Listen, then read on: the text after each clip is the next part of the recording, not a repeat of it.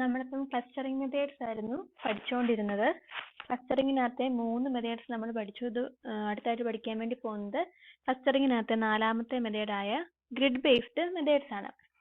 എന്നായിരുന്നു ക്ലസ്റ്ററിംഗ് എന്ന് പറഞ്ഞാൽ, അതായത് ക്ലാസിഫിക്കേഷനകത്തെന്ന് പറഞ്ഞാൽ ക്ലാസ് ലേബിൾസ് അറിയാവുന്ന കുറച്ച് ഡേറ്റ നമ്മുടെ കയ്യിലുണ്ടായിരുന്നു. അത് വെച്ച് നമ്മൾ ക്ലാസ് അറിയത്തില്ലാത്ത ഡേറ്റയുടെ ക്ലാസ് കണ്ടുപിടിക്കുകയായിരുന്നു. അപ്പോൾ ക്ലസ്റ്ററിംഗ് എന്ന് പറഞ്ഞാലോ, നമ്മുടെ കൈവശമുള്ള ഡേറ്റയിൽ ഒരെണ്ണത്തിന്റെ പോലും നമുക്ക് ക്ലാസ് ലേബിൾസ് അറിയത്തില്ല. നമ്മൾ എന്ത് ചെയ്യുന്നു, നമ്മുടെ കൈവശമുള്ള ഡേറ്റാനെ പല പല സബ്സെറ്റുകളായിട്ട് അല്ലെങ്കിൽ പല പല ക്ലസ്റ്റേഴ്സ് ആയിട്ട് ഫോം ചെയ്യുന്നു. അത് അവയുടെ പ്രോപ്പർട്ടീസിന്റെ ബേസിലാകാം, അല്ലെങ്കിൽ അവ തമ്മിലുള്ള ഡിസ്റ്റൻസിന്റെ ബേസിലാകാം. അപ്പോൾ പല പല മെത്തേഡ്സ് യൂസ് ചെയ്തിട്ട് നമ്മൾ നമ്മുടെ കൈവശമുള്ള ഡേറ്റാ സെറ്റിനെ പാർട്ടീഷൻ ചെയ്ത് സബ്സെറ്റ് ആക്കുന്ന ഒരു പ്രോസസ്സിന് പറയുന്ന പേരാണ് ക്ലസ്റ്ററിംഗ് എന്ന് പറഞ്ഞാൽ. അപ്പൊ അതിനകത്തെ 4ാമത്തെ മെത്തേഡാണ് ഗ്രിഡ് ബേസ്ഡ് മെത്തേഡ്സ്. ഡെഫിനിഷൻ നോക്കുക. Alternatively, a grid-based clustering method takes a space-driven approach by partitioning the embedding space into cells independent of the distribution of the input objects. അപ്പോൾ cells എന്നുള്ള ആ വാക്ക് ഇമ്പോർട്ടൻ്റ് ആണ്, ഓർത്തിരിക്കുക. ഗ്രിഡ് ബേസ്ഡ് മെത്തേഡിനകത്തെ മെയിൻ കൺസെപ്റ്റ് എന്ന് പറഞ്ഞാൽ എന്താണ്, നമ്മുടെ കൈവശമുള്ള ഡേറ്റാ സെറ്റിനെ നമ്മൾ പല പല സെല്ലുകളിലൊക്കെ ആയിട്ടാണ് പാർട്ടീഷൻ ചെയ്യുന്നത്. നമ്മുടെ കൈവശമുള്ള ഡേറ്റാ സെറ്റിനെ നമ്മൾ പല പല സെല്ലുകളിലോട്ട് പാർട്ടീഷൻ ചെയ്യുന്നു. അതിന്റെ ബേസിലാണ് ഇനി ഇതിനെ രണ്ടായിട്ട് വീണ്ടും ക്ലാസിഫൈ ചെയ്തിരിക്കുന്നത്. ഇനി ഇവിടെ കൊടുത്തിരിക്കുന്നത് നോക്കുക. Grid based clustering approach uses A multi resolution grid data structure.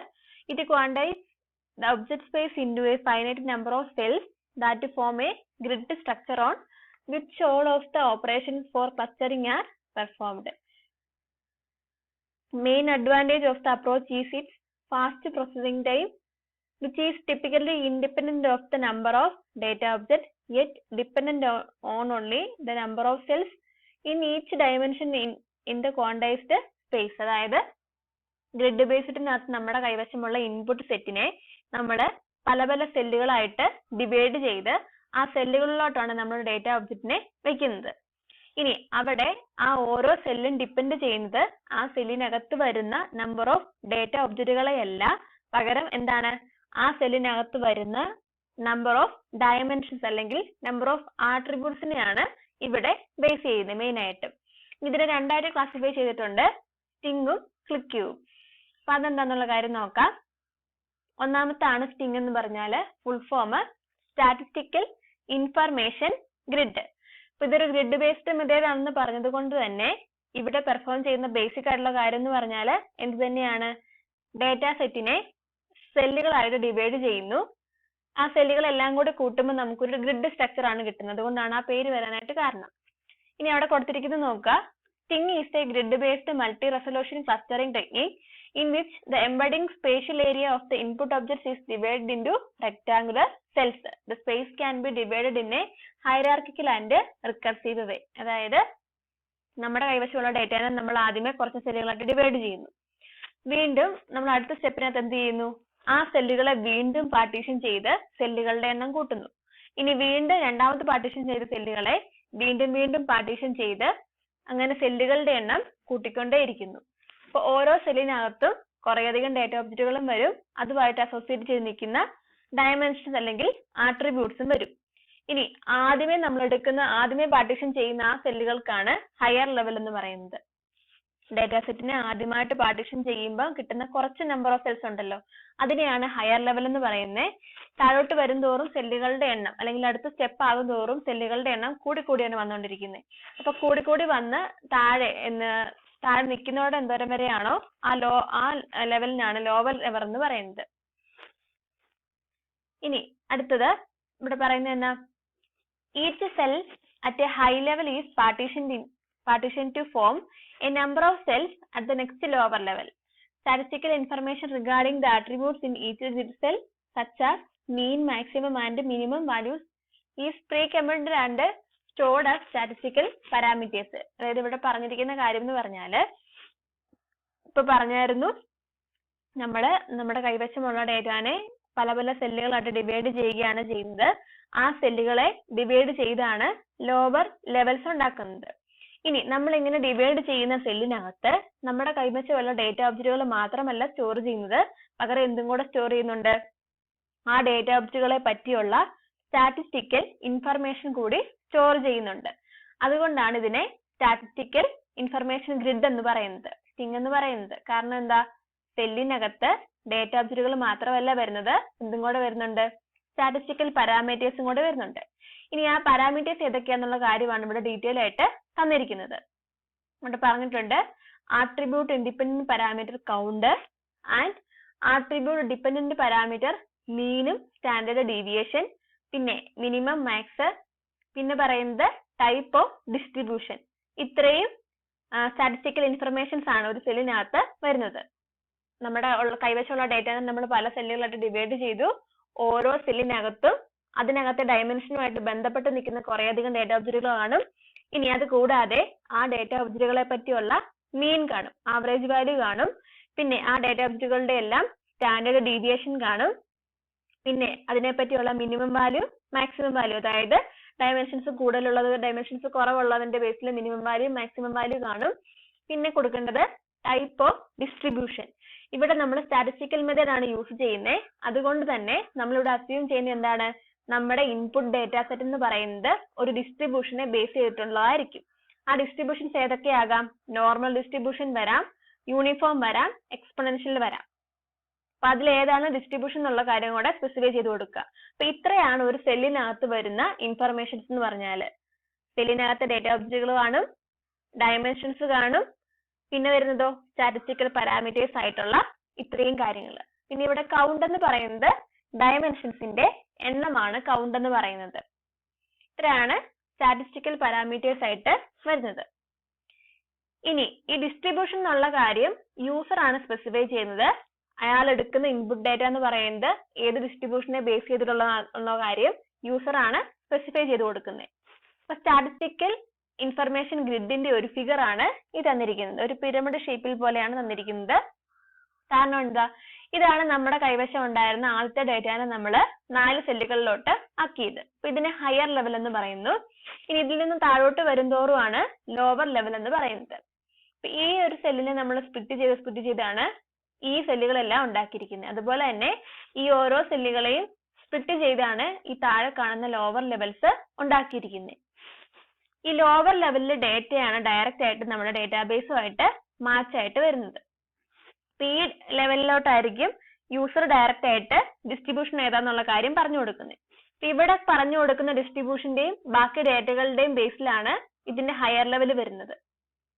അതായത് ഇവിടുത്തെ ഡേറ്റകളെല്ലാം യൂസർ ഡയറക്റ്റ് ആയിട്ട് ഇൻപുട്ട് ആയിട്ട് ചെയ്തു കൊടുക്കുന്നു. ഇനി ഈ ലോവർ ലെവലുകളുടെ ഇൻഫർമേഷൻസ് വെച്ചിട്ടാണ് ഇതിന് തൊട്ട് ഹയർ ലെവലിനെ കണ്ടുപിടിക്കുന്നത്. അതുപോലെ ഈ ലെവലിനെ കണ്ടുപിടിച്ചിട്ടാണ് അതിന് തൊട്ട് ഹയർ ലെവലിന്റെ മീന്, സ്റ്റാൻഡേർഡ് ഡീവിയേഷന്, കൗണ്ട് അങ്ങനെയുള്ള കാര്യങ്ങൾ കണ്ടുപിടിക്കുന്നത്. അങ്ങനെ ഈ ലോവർ ലെവലുകളെല്ലാം കൂടെ കമ്പൈൻ ചെയ്തിട്ടാണ് ഈ ഹയർ ലെവലിന്റെ സെല്ലിനെ പറ്റിയുള്ള ഇൻഫർമേഷൻ കണ്ടുപിടിക്കുന്നത്. സെല്ലിന്റെ ഇൻഫർമേഷൻ എന്ന് പറഞ്ഞാൽ എന്തൊക്കെ വരും, സെല്ലിനകത്തുള്ള ഡേറ്റ ഒബ്ജക്റ്റുകൾ, ഡയമെൻഷൻസ്, അതിന്റെ കൗണ്ട്, പിന്നെ സ്റ്റാറ്റിസ്റ്റിക്കൽ പാരാമീറ്റേഴ്സ് ആയിട്ടുള്ള കാര്യങ്ങൾ, മീന്, സ്റ്റാൻഡേർഡ് ഡീവിയേഷന്, ഡിസ്ട്രിബ്യൂഷൻ, അത്രയും കാര്യങ്ങളാണ് വരുന്നത്. ഇനി അടുത്ത ഒരു പാരഗ്രാഫിനകത്ത് പറഞ്ഞിരിക്കുന്നത് how is this statistical information useful for query answering. അതായത് നമ്മുടെ കൈവശം ഉണ്ടായിരുന്ന ഡേറ്റാ സെറ്റിനെ നമ്മൾ ഈ മെത്തേഡ് യൂസ് ചെയ്ത് ക്ലസ്റ്റേഴ്സ് ആയിട്ട് ഫോം ചെയ്ത് വെച്ചു. അപ്പൊ ഇതിനകത്ത് ഓരോ സെല്ലുകളുമാണ് ഓരോ ക്ലസ്റ്റർ എന്ന് പറയുന്നത്. അപ്പൊ ക്ലസ്റ്റേഴ്സ് ആയിട്ട് നമ്മൾ ഫോം ചെയ്ത് വെച്ചു. ഇനി നമുക്ക് എപ്പോഴെങ്കിലും ഡേറ്റാ മൈനിങ്ങിനകത്ത് ഡേറ്റയെ ആവശ്യമായിട്ട് വരുമ്പോൾ നമ്മൾ എങ്ങനെയാണ് ക്വറി പ്രോസസ് ചെയ്യുന്നതെന്നാണ് ചോദിച്ചിരിക്കുന്നത്. എങ്ങനെയാ ചെയ്യുന്നത്, higher level two bottom level ആണ് ക്വറി പ്രോസസിങ് നടക്കുന്നത്. അതായത് ആദ്യമേ ഹയർ ലെവലിൽ വന്ന് ഡേറ്റാനെ അനലൈസ് ചെയ്യുന്നു, അല്ലെങ്കിൽ ഡേറ്റ നോക്കുന്നു. അപ്പൊ അവിടെ നിന്ന് ഓരോരോ ലോവർ ലെവലിലോട്ടാണ് ക്വറി പ്രോസസിങ് പോകുന്നത്. ഈ ഓരോ ലെവലിലും ക്വറിക്കകത്ത് യൂസർ സ്പെസിഫൈ ചെയ്യുന്ന ഡയമെൻഷൻസ് ഏതാണോ അതിനനുസരിച്ചുള്ള വാല്യൂ ഏത് സെല്ലിനകത്താണ് കിടക്കുന്നതെന്ന് പോയി നോക്കുന്നു. അതിനനുസരിച്ചായിരിക്കും ക്വറിക്ക് അനുസരിച്ചായിട്ടുള്ള റിസൾട്ട് കിട്ടുന്നത്. ക്വറിക്കകത്ത് ഒരു പ്രത്യേക ഡയമെൻഷൻസിന്റെ അല്ലെങ്കിൽ ആട്രിബ്യൂട്ടിന്റെ വാല്യൂകളായിരിക്കുമല്ലോ സ്പെസിഫൈ ചെയ്യുന്നത്. അപ്പൊ നമ്മൾ നേരത്തെ കമ്പ്യൂട്ടർ വാങ്ങുന്ന ആൾക്കാരൊക്കെ കാര്യം പറയുമ്പോഴാണേലും സ്റ്റുഡന്റ് ആണോ നോക്കും, അല്ലെങ്കിൽ ഇൻകം നോക്കും, ഏജ് നോക്കും, അങ്ങനെയുള്ള കാര്യങ്ങൾ പറഞ്ഞിട്ടെല്ലാവരും നോക്കിക്കൊണ്ടിരുന്നേ. അതുപോലെ തന്നെ നമുക്ക് കിട്ടുന്ന ക്വറി ഏതാണോ ആ ക്വറിക്കകത്ത് കിടക്കുന്ന വാല്യൂസ് ഏതൊക്കെയാണെന്നുള്ള കാര്യം ഓരോ സെല്ലിലും പോയി നോക്കിയിട്ടാണ് കണ്ടുപിടിക്കുന്നത്. ഈ സെല്ലിനകത്ത് വരുമ്പം ആ ഒബ്ജക്റ്റുകളെ നമുക്ക് അനലൈസ് ചെയ്യേണ്ട കാര്യമില്ല. എന്ത് നോക്കിയാൽ മതി, സെല്ലിന്റെ ഇൻഫർമേഷൻ നോക്കിയാൽ മതി. ആ ഇൻഫർമേഷനകത്ത് ആ സെല്ലിനകത്ത് വരുന്ന എല്ലാ കാര്യങ്ങളും കൊടുത്തിട്ടുണ്ട്. അപ്പൊ ആ ഇൻഫർമേഷൻ നോക്കിയിട്ടാണ് ക്വറി പ്രോസസ് ചെയ്യുന്നത്. അതുകൊണ്ടാണ് ഈ മെത്തേഡ് ഫാസ്റ്റ് ആണെന്ന് പറയാൻ വേണ്ടി കാര്യം. അതായത് ഓരോ പ്രാവശ്യവും ക്വറി പ്രോസസ്സിംഗ് വരുമ്പം ഡയറക്റ്റ് ആയിട്ട് ക്ലസ്റ്ററിനകത്ത് ഒബ്ജക്റ്റുകളെ പോയി തപ്പി കണ്ടുപിടിക്കേണ്ട കാര്യമില്ല. ആ ക്ലസ്റ്ററിനെ പറ്റിയുള്ള ഡീറ്റെയിൽസ് എല്ലാം സ്റ്റോർ ചെയ്ത് വെക്കുന്ന ഒരു സ്ഥലമുണ്ട്, സെൽ ഇൻഫർമേഷൻ സ്റ്റോർ ചെയ്യുന്നത്. അപ്പൊ അവിടെ പോയി നോക്കിയിട്ടുണ്ടെങ്കിൽ ആ ക്ലസ്റ്ററിനകത്ത് വന്നിരിക്കുന്നതിനെ പറ്റിയുള്ള ഡീറ്റെയിൽസ് എല്ലാം കിട്ടും. അവിടെ നിന്നാണ് ക്വറി പ്രോസസ്സിംഗ് യൂസറിന് വേണ്ട ഡേറ്റകളെല്ലാം എടുക്കുന്നത്. പിന്നെ പറഞ്ഞിരിക്കുന്നത് അഡ്വാൻറ്റേജസ് ആണ്. 3 അഡ്വാൻറ്റേജസ് ഇവിടെ പറഞ്ഞിരിക്കുന്നു. ഒന്നാമത്തെ അഡ്വാൻറ്റേജ് എന്ന് പറഞ്ഞാൽ grid based computation is query independent because the statistical information stored in each cell represents the summary information of the data in the grid cell. നമ്മളിപ്പോ പറഞ്ഞത് തന്നെ എന്താ query independent എന്ന് പറയാൻ കാരണം എന്താ, ഡേറ്റാനെ ഡിപ്പെൻഡ് ചെയ്യുന്നില്ല. ആ ഡേറ്റാനെ പറ്റി സ്റ്റോർ ചെയ്തിരിക്കുന്ന ഇൻഫർമേഷൻ നോക്കിയിട്ടാണ് അവിടെ കാര്യങ്ങളെല്ലാം നടക്കുന്നത് അല്ലെങ്കിൽ ക്വറി പ്രോസസ് ചെയ്യുന്നത്. രണ്ടാമത്തെ കാര്യം എന്ന് പറഞ്ഞാൽ grid structure facilitate parallel processing and incremental updating. അതായത് നമ്മൾ ഈ ഒരു സ്ട്രക്ചറിലാണ് സ്റ്റോർ ചെയ്ത് വെച്ചിരിക്കുന്നത് ഡേറ്റാനെ ക്ലസ്റ്റേഴ്സ് ആയിട്ട് ഫോം ചെയ്ത് വെച്ചിരിക്കുന്നത്. ഇപ്പൊ ഒന്നിലധികം യൂസേഴ്സിന് എപ്പോഴൊക്കെയാണോ ഡേറ്റ ആവശ്യം വരുന്നത് അപ്പോഴെല്ലാം ഈസി ആയിട്ട് പാരലൽ പ്രോസസിംഗ് നമുക്ക് ചെയ്യാൻ പറ്റുമെന്നാണ് പറഞ്ഞിരിക്കുന്നത്. പിന്നെ പറഞ്ഞിരിക്കുന്ന ഇൻക്രിമെന്റൽ അപ്ഡേറ്റ്സ് നടക്കും എന്നുള്ള കാര്യമാണ്. അതായത് നമ്മൾ സ്റ്റോർ ചെയ്ത് വെച്ചിരിക്കുന്ന ക്ലസ്റ്ററിനകത്ത് ഡേറ്റയ്ക്ക് എപ്പോഴൊക്കെയാണ് മാറ്റം ഉണ്ടാകുന്നത്, എപ്പോഴൊക്കെയാണോ അപ്ഡേറ്റ്സ് വരുന്നത് അപ്പോഴൊക്കെ നമുക്ക് ഈസി ആയിട്ട് ഓരോ സെല്ലിനകത്തെയും ഡേറ്റകൾ നമുക്ക് അപ്ഡേറ്റ് ചെയ്യാന്നാണ് പറയുന്നത്. ഒരു സെല്ലിനകത്തെ ഡേറ്റ മറ്റൊന്നുമായിട്ട് ഡിപ്പെൻഡന്റ് അല്ല എന്നുള്ള രീതിയിലാണ് ഇവിടെ പറയുന്നത്. പിന്നെ പറഞ്ഞിരിക്കുന്നത് the method's efficiency is a major advantage. Thing goes through the database once to compute the statistical parameters of the cells and hence the time complexity of generating clusters is omega of n. അതായത് നമ്മൾ മുമ്പേ ആദ്യത്തെ പോയിന്റിനകത്ത് പറഞ്ഞ കാര്യം തന്നെ, ഡേറ്റയെ പറ്റിയുള്ള information എല്ലാം സെല്ലിനകത്ത് സ്റ്റോർ ചെയ്ത് വെച്ചിരിക്കുന്നത് കൊണ്ട് തന്നെ ക്വറി പ്രോസസിംഗ് വരുമ്പം ആ സെല്ലിനെ പറ്റിയുള്ള ഇൻഫർമേഷൻ പോയി ജസ്റ്റ് ഒന്ന് നോക്കിയാൽ മതി. ഓരോ ഡേറ്റാബേസിനകത്ത് ഓരോ ലൊക്കേഷനും പോയി ചെക്ക് ചെയ്യേണ്ട ആവശ്യം വരുന്നില്ല. അതുകൊണ്ട് തന്നെ ഈ ഒരു മെത്തേഡിന്റെ ടൈം കോംപ്ലക്സിറ്റി എന്ന് പറയുന്നത് ഏറ്റവും കുറവാണ്. ഒമേഗ ഓഫ് n എന്നാണ് പറഞ്ഞിരിക്കുന്നത്. അതായത് ഫാസ്റ്റ് പ്രോസസിംഗ് ആണെന്നാണ് മൂന്നാമത്തെ പോയിന്റിനകത്ത് പറഞ്ഞിരിക്കുന്നത്. അപ്പൊ ഇത്രയാണ് സ്റ്റിംഗ് എന്ന് പറയുന്ന മെത്തേഡിനകത്ത് വരുന്ന കാര്യങ്ങൾ.